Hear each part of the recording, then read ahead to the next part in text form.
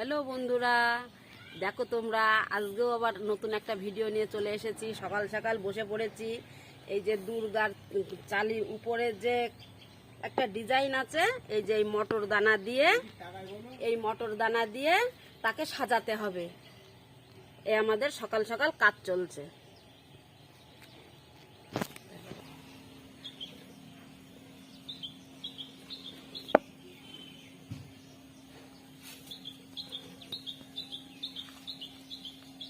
চলো আমার সাথে, তোমাদেরকে আরো দেখাচ্ছি, এসো।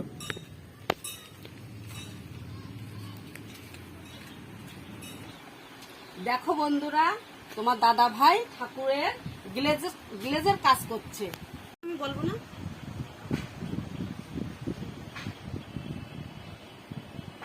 এদিকটা